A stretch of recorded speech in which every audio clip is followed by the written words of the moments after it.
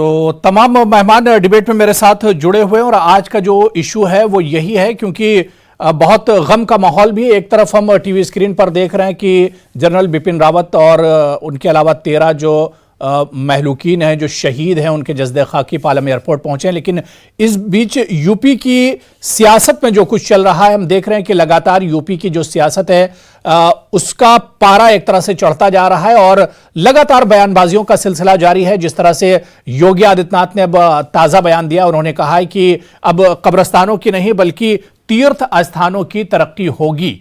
तो हिंदू मुसलमान और मनाफरत वाले जो बयान दिए जा रहे हैं, इसी पर हम बात करेंगे। बहुत खास मेहमान मेरे साथ जुड़े हुए हैं। बहुत जल्दी अपने मेहमानों का आपसे तारुफ करा देता हूं। मेरे साथ ओपी सिंह साहब, जो कि स्पोक्स पर्सन है, तर्जुमान है बीजेपी के। एडवोकेट आदिल हसन आजाद साहब एमआईएम लीडर हैं। अब्बास हैदर साहब समाजवादी पार्टी लीडर हैं। फैजान खान साहब स्पोक्स पर्सन है, तर्जुमान है, बहुजन समाज पार्टी से हमारे साथ जुड़े हुए हैं। सभी मेहमानों का बहुत इस्तकबाल है न्यूज़ 18 उर्दू में। मैं सबसे पहले ओपी सिंह साहब, एक बार फिर योगी जी ने कब्रिस्तान और तीर्थ स्थानों पर बयान दिया। उन्होंने कहा है कि अब जो डेवलपमेंट होगा, जो पैसा खर्च किया जाएगा, वो तीर्थ स्थानों की तरक्की के लिए खर्च किया जाएगा, कब्रिस्तानों पर पैसा खर्च नहीं किया जाएगा। आखिर जब जब चुनाव आते हैं तो योगी जी को क्या हो जाता है? कब्रिस्तान, शमशान और तीर्थ स्थान इसी पर बयान देते हैं, डेवलपमेंट का मुद्दा पीछे रह जाता है। देखिए, ऐसा है, डेवलपमेंट विकास तो भारतीय जनता पार्टी की जो 2022 के चुनाव होने जा रही है, सरकार का मुख्य मुद्दा, सरकार का मुख्य मुद्दा या जिस पर हम चुनाव लड़ने जा रहे हैं, विकास विकास विकास, उसी पर हम लड़ने जा रहे हैं। बात जहां तक रही हिंदू मुस्लिम की, तो आप उठा करके देख लीजिए कौन लोग हिंदू मुस्लिम की बात कर रहे हैं, कौन लोग जिन्ना और जिन्ना की जो है तुलना जो है देशभक्त सरदार पटेल से कर रहे हैं, कौन लोग हैं जो कर रहे हैं कि हिंदू बराम जो है बोको हरम ISI कर रहे हैं, कौन लोग हैं? ये कौन लोग हैं? ये कौन लोग बयान दे? समाजवादी पार्टी के तमाम सांसदों का बयान आप सुन रहे होंगे, किस तरह की बोल रहे हैं कि अगर भारतीय जनता पार्टी की सरकार नहीं आई तो मुसलमान 2 शादी कर सकते हैं। हमारे मुख्यमंत्री ने तो बड़ी साफ बात कही और हकीकत में कहा कि एक सरकार जो थी वो राम भक्तों पर गोली चलाने वाली थी और एक सरकार है जो राम भक्तों की सम्मान की सरकार। और ये बात स्पष्ट है और ये हमारे मुख्यमंत्री नहीं कर रहे, हम भी कर रहे हैं, सारे लोग कर रहे हैं कि जो पिछली सरकारें थी तुष्टीकरण नीति के तहत कब्रिस्तान की बाउंड्री बनवाने पर जो ओपी सिंह जी, आपके कहने का मतलब ये है कि पिछली जो सरकारें थी उन्होंने राम भक्तों का ख्याल नहीं रखा, राम भक्तों का सम्मान नहीं किया? बिल्कुल नहीं रखा। पिछली सरकार ने नहीं, पिछली सरकारों ने, चाहे वो सपा की रही हो, चाहे बसपा की रही हो, चाहे कांग्रेस की रही हो, आप बताएं ना, ये जो सरकारें थी केंद्र में और प्रदेश में, एक भी पार्टी का नुमाइंदा बता दे कि उसने हिंदुओं के सम्मान में जो ये तीर्थ स्थान है, जो ये तीर्थ प्रमुख हमारे मंदिर हैं, उनके लिए एक नया पैसा खर्च। चलिए ठीक है, मैं जो अपोजिशन से हमारे साथ लीडर जुड़े हुए उनसे एक एक करके मैं रिएक्शन ले लेता हूं। सबसे पहले अब्बास हैदर साहब, जो बात योगी आदित्यनाथ जी ने कही, ये हमारे साथ पैनल में ओपी सिंह साहब मौजूद हैं। उन्होंने कहा कि पिछली जो सरकारें, अखिलेश यादव की हो, मायावती जी की हो या दूसरी जो सरकारें हो, किसी ने राम भक्तों का ख्याल नहीं किया है।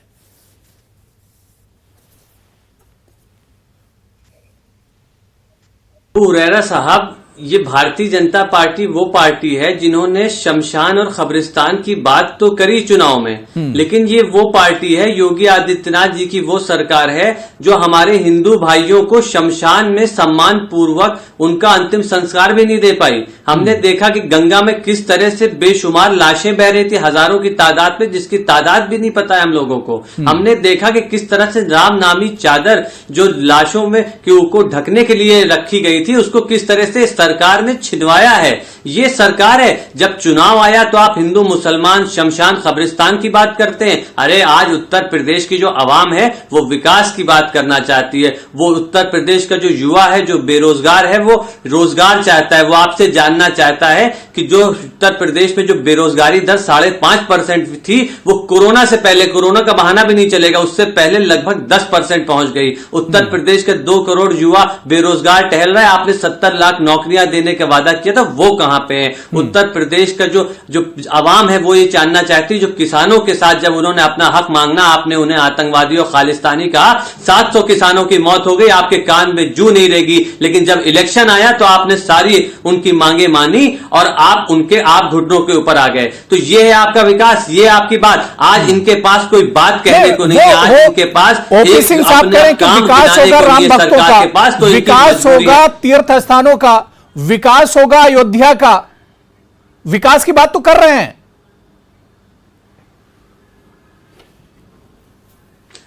देखिए उस सरकार जो होती है, सरकार नागरिकों की होती है, वो किसी एक पर्टिकुलर धर्म या संप्रदाय की नहीं होती है। जब सरकार अगर हमने एक्सप्रेस वे बनाया तो उस पर हिंदू भी चलेगा, मुसलमान भी चलेगा, सिख भी चलेगा, ईसाई भी चलेगा, लेकिन अगर ये बात करते हैं जब विकास होता है तो हर संप्रदाय हर समुदाय को फायदा पहुंचता है उससे। लेकिन आपने विकास नहीं किया तो नुकसान जो पहुंचा, जो 5 साल आपने नुकसान किया उत्तर प्रदेश की, जो हर धर्म के व्यक्ति का, उत्तर प्रदेश के नागरिकों को, चाहे वो हिंदू हो चाहे वो मुसलमान हो, उसकी भरपाई कौन करेगा? वो आने वाली सरकार करेगी। और मैं आपसे ओपी सिंह साहब आप कुछ कहना चाह रहे हैं, उसके बाद आदिल हसन आजाद जी और फैजान साहब तो बहुत है उत्तर प्रदेश में, लेकिन ओपी सिंह जी जवाब दे रहे हैं। तो अगर सुनिए, मैं सुन लो मेरे साथी, सुन लो, मैं 1 सेकंड का समय लूंगा, ज्यादा नहीं लूंगा। आपको जितना बोलना बोलिए चैनल पर, मुझे 1 सेकंड। आप जो विकास की परिभाषा बता रहे हैं, जरा विकास की परिभाषा हमारी भी सुन लीजिए।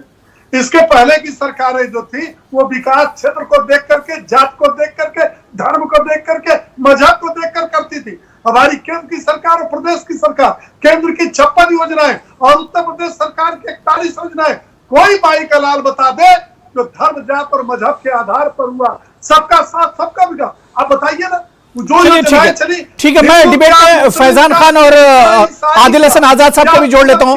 मैं फैजान साहब का विकास किया। यहाँ ओपी सिंह साहब कह रहे हैं कि डेवलपमेंट की बात तो होती है और डेवलपमेंट किया जाएगा, लेकिन डेवलपमेंट किसका होगा? राम भक्तों का होगा। डेवलपमेंट अब कब्रिस्तानों का नहीं होगा, जो तीर्थ स्थान है उनका डेवलपमेंट होगा। डेवलपमेंट जो बात होती ना अली और बजरंग बली की, तो बजरंग बली के जो मानने वाले उनका डेवलपमेंट होगा। इस डेवलपमेंट की बात हो रही है। गलत, आप उस बात देखिए अबू रहरा भाई, उत्तर प्रदेश के अवाम को जो झूठ बोलकर और जो हिंदू मुस्लिम में बांटकर इस उत्तर प्रदेश के अवाम को जो ओपी सिंह साहब कह रहे हैं, तो ये तो माननीय योगी आदित्यनाथ जी खुद साबित कर दिए कि हम कितने बड़े झूठे हैं। क्योंकि भारतीय जनता पार्टी ने नारा दिया था सबका साथ सबका विकास। मैं इस बात पे नहीं कह रहा हूं कि राम भक्तों का होना चाहिए नहीं होना चाहिए। आप दूसरे दल का या दूसरे समुदाय या जाति पे कमेंट करके अपने कथनी और करनी खुद साबित कर दे रहे हैं। आप करिए ना। आप अयोध्या में जितना बड़ा राम मंदिर बना रहे हैं, भव्य राम मंदिर बना रहे, कौन ऑब्जेक्शन कर रहा है? लेकिन आपकी नीयत पे खोट उसी वक्त हो जाती है जब आप दूसरे जाति पे कमेंट करते हैं या उसको वल्गराते हैं। ये बात सत्य है, ये बात बिल्कुल सच है उरेरा भाई। उत्तर प्रदेश के अवाम कोरोना काल में जिस तरह से हमारे हिंदू भाई गंगा के किनारे, जिन्हें अपने अंतिम संस्कार के भी इन्होंने अनुमति नहीं दी और जिस तरह से उनके साथ रवैया अपनाया, उससे आज उत्तर प्रदेश का अवाम साफ तौर से देख कर रहा है कि भारतीय जनता पार्टी के कथनी और करनी में कितना फर्क है। मैं पूछता हूं जनता पार्टी से कि आपने बहुजन समाज पार्टी की बात की, आप भूल गए। हाँ, बहुजन समाज पार्टी की ये गलती अगर है तो हम ये गलती बार बार करेंगे कि हम हिंदू मुस्लिम भाईचारा को कभी खत्म नहीं होने देंगे और देश के संविधान के साथ खिलवाड़ नहीं होने देंगे। आदिल हसन आजाद जी, आदिल हसन साहब, जब जब चुनाव आते हैं तब तब आखिर ऐसा क्यों होता है? अली बजरंग बली की याद आती है, फिर मंदिर मस्जिद की याद आती है, फिर कब्रिस्तान और शमशान की याद आती है, और फिर चुनाव आया और वही चीजें याद आने लगी हैं। बीजेपी को ओपन चैलेंज करते हैं, मंदिर मस्जिद जिन्ना कब्रिस्तान बिरयानी मुसलमान मस्जिद, इसके बिना बीजेपी की औकात नहीं है चुनाव लड़ने की। ये नहीं बोलेंगे तो इनको रात में नींद नहीं आएगी। इनको तो हिंदुस्तान के मुसलमानों का शुक्रिया अदा करना चाहिए कि जिसका डर दिखाकर, जिसका भय दिखाकर ये सत्ता में आते हैं।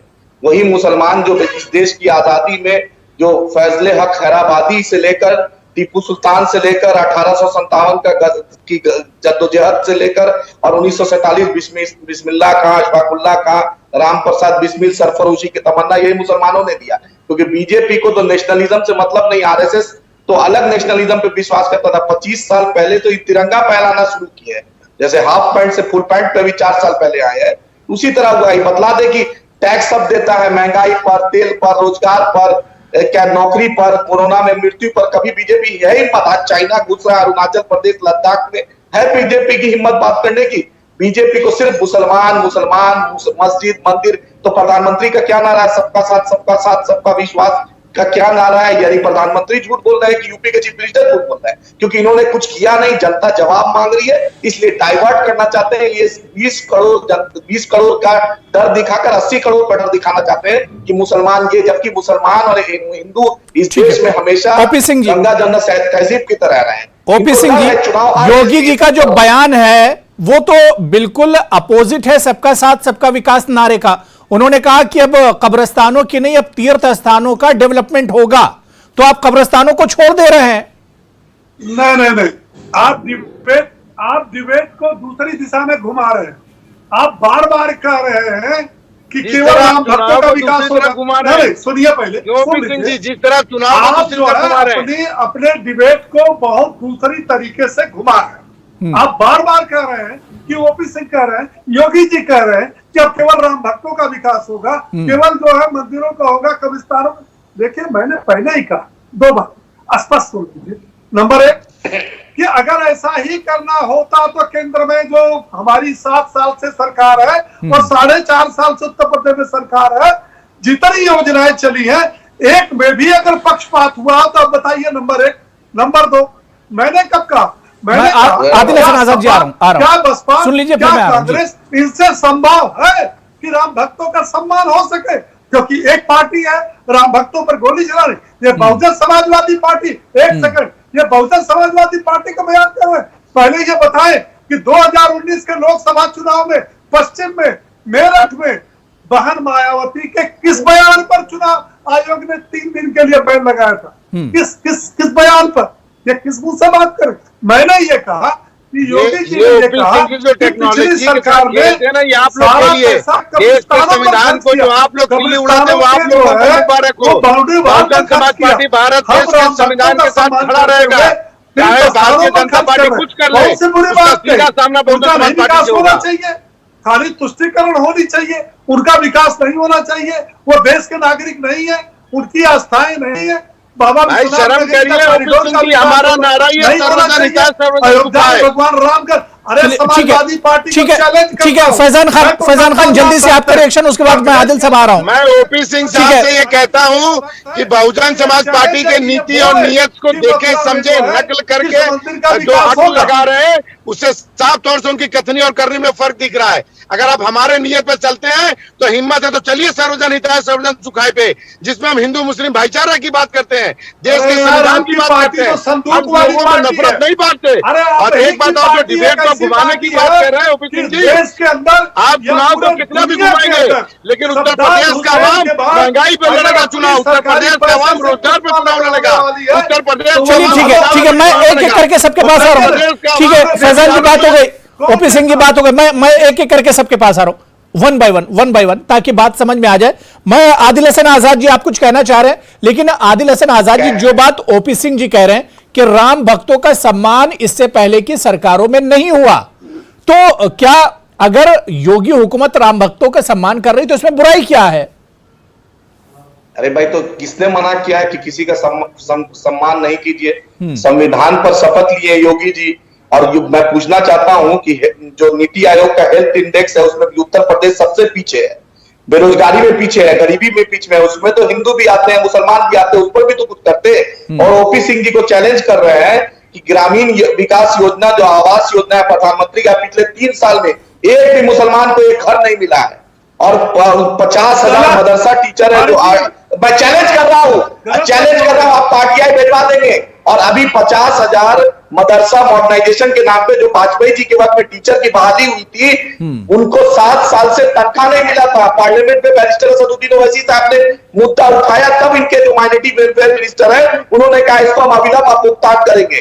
तो ये चैलेंज, इनकी दोहरी नीति होती है, क्योंकि ये केरला में, ये गोवा में, ये नॉर्थ ईस्ट में बीफ को नहीं करते। मैं ओपी सिंह जी मैं आपके पास आऊंगा, लेकिन अब्बास हैदर जी का भी कमेंट ले लेता हूं, उसके बाद मैं आ रहा हूं। ओपी सिंह जी, अब्बास हैदर जी, क्या 2017 की तरह से, जिसमें हमने देखा था कि मंदिर मस्जिद पर जिस तरह की सियासत हुई थी जमकर, क्या 2022 में भी डेवलपमेंट, बेरोजगारी, हेल्थ, एजुकेशन सब पीछे छूट जाएंगे और फिर से उसी लाइन पर आ जाएंगे, मंदिर मस्जिद पर ही चुनाव होंगे 2022 के भी? देखिए अबू हुरैरा भाई, जो ओपी सिंह जी बात कह रहे हैं ना, ये योगी आदित्यनाथ जी और मोदी जी को ये सब क्यों करना पड़ रहा है? आप देखिए पिछले एक हफ्ते में ये समाजवादी पार्टी को जो अपार जनसमूह मिल रहा है, जो खुद अपने हाथों को खोल के उत्तर प्रदेश के अवाम अखिलेश यादव जी को ले रही है, उससे ये घबराए हुए हैं, बौखलाए हुए हैं। कल देखिए मोदी जी आए हुए थे, पूरा प्रशासनिक अमला उत्तर प्रदेश का लगा था, मुख्यमंत्री जी लगे थे, और गोरखपुर की कई गुना ज्यादा भीड़ अखिलेश यादव जी की सभा में मेरठ में थी। और इस तरह से बुंदेलखंड हो, चाहे मध्य यूपी हो, चाहे पूर्वांचल हो, हर तरह अखिलेश जी को उत्तर प्रदेश की आवाम ले रही है। तो ये घबराए हुए हैं। अब इनको मस्जिद, मंदिर, ये आपका ये सब चीजें करनी पड़ रही हैं, इनकी मजबूरी है। लेकिन क्या आप समझते हैं आप किसी को एक बार बेवकूफ बना सकते हैं, 2 बार बना सकते हैं, बार बार थोड़ी बना सकते हैं। आपने 17 में ये किया, आपने 14 में ये किया, आपने 19 में किया। अब पब्लिक समझ गई है, पब्लिक अपने मुद्दों पे आपसे वोट देना चाहती है। अब पब्लिक पूछती है क्या बात है, बीजेपी लाल टोपी, नीली टोपी, हरी टोपी, इनसे घबराई हुई है। पिछले दिनों पीएम मोदी साहब ने भी कहा कि लाल टोपी से होशियार रहिए। आदित्यनाथ जी अखिलेश जी के किए हुए कामों का फीता काट रहे हैं, और कर क्या रहे वो? अपने काम नहीं गिना रहे हैं। अब्बास हैदर जी इन्होंने ओपी सिंह जी जवाब दे रहे हैं, ओपी सिंह जी जवाब दे रहे हैं जी। देखिए ऐसा है, ये जितना बोल रहे हैं इनको बोलने दीजिए। चुनाव में भी 2017 में भी ऐसे बोले थे, 19 में भी ऐसे बोले थे, उपचुनाव में भी ऐसे बोले थे, इनको बोलने दीजिए। मेरा सीधा फंडा है कि हम 2022 का चुनाव हम केवल विकास के मुद्दे पर कब तक ठगेंगे? ठग चुके हैं, अब नहीं ठगवाएगी जनता आपसे। है मैदान में। नहीं तो विकास पर बात कहां हो रही है ओपी सिंह जी? ओपी सिंह जी विकास पर बात कहां हो रही है? बताइए। ये पार्टी तो है नहीं, ये तो कुनबा है, एक गैंग है, परिवारवादी पार्टियां हैं, ध्रुवीकरण करने लगते हैं, विकास पे तुष्टीकरण वाली पार्टी है, जिन्नावादी पार्टियां हैं। इनसे आप क्या नहीं, लेकिन विकास और डेवलपमेंट की बात कहां हो रही है ओपी सिंह जी? के अलावा किसी ओपी सिंह जी, डेवलपमेंट की बात कहां हो रही है? अब बात हो रही है आपके मंदिर मस्जिद पर, कब्रिस्तान पर, शमशान पर, तीर्थ स्थान पर बात हो रही है अब्बा जान की। तो बात कहां हो रही है डेवलपमेंट की? एक तरफा क्यों बोल रहे हैं आप? ये बात एक तरफा क्यों बोल रहे हैं आप? एक तरफा क्यों? चलिए ठीक है। देखिए मेरे पास बिल्कुल वक्त नहीं बचा है, टाइम की कमी है। बहुत शुक्रिया ओपी सिंह जी, आदिल हसन आजाद जी, अब्बास हैदर साहब और फैजान खान साहब। अच्छी बातचीत हो रही थी, लेकिन वक्त की कमी है। सभी का बहुत बहुत शुक्रिया डिबेट में जुड़ने के लिए। आदाब।